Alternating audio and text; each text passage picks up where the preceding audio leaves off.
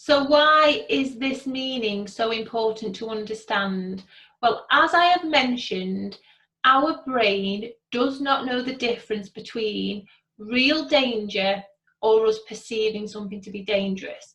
Now, if you are somebody who is experiencing anxiety outside of dangerous situations, then you need to understand what the reason for that is, because your brain is protecting you from something, and that something needs to be identified to help you to move forward. Now, in the examples I gave in the previous videos, person one had a belief that they were not good enough, and person two had a belief that they were a failure. Now, them beliefs are what are causing their anxiety, because their brain is protecting them from them. Because a fear is a belief that we hold. So person one fears not being good enough. Person two fears being seen as a failure. So their brain then has to protect them from that, which is why they get the anxiety in these situations. Now, where do these beliefs come from? Now, this is very important, because from the moment we are born, we are taking information in around us from our experiences, from any events that happen in our life, and so on. Things that we hear, things that we see.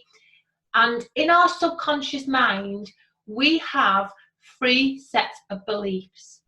Beliefs about ourselves, beliefs about the world, and beliefs about other people.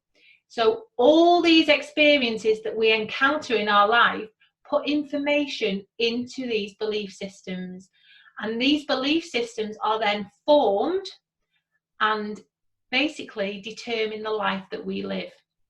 Now, what's important to understand is you don't have to have been through a really traumatic event in your life for you to have been impacted by this, okay? Because I have worked with clients who have, for example, I'll give you some examples. So quite common, I have a lot of clients who struggle with a belief that they're incompetent, and this belief has formed because they struggled in school academically.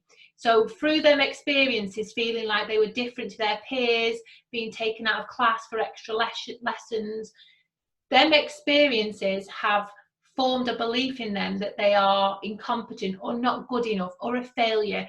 Everyone's belief is different depending on how they perceive the situation. I've also had clients who have had parents who have been overprotective. So with the best intentions, they have been very overprotective of their children. So they have developed beliefs that they are vulnerable, which then leads to them experiencing a lot of anxiety in their adult life.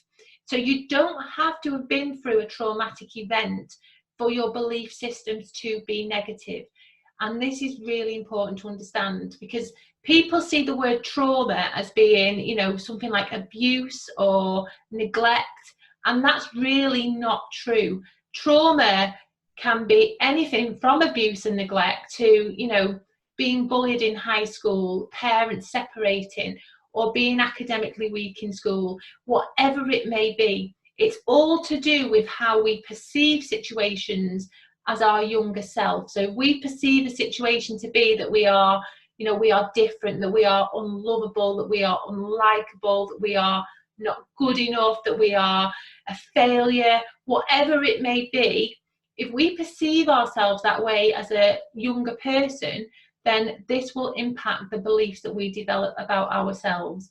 So it's really important to understand what beliefs you hold, because them beliefs will be causing you to feel anxious in situations. So it's really important to look at the, you know, the triggers around your anxiety and the meaning behind your thoughts to identify if there is a belief there that your brain is protecting you from. Because remember, a fear is a belief that we hold.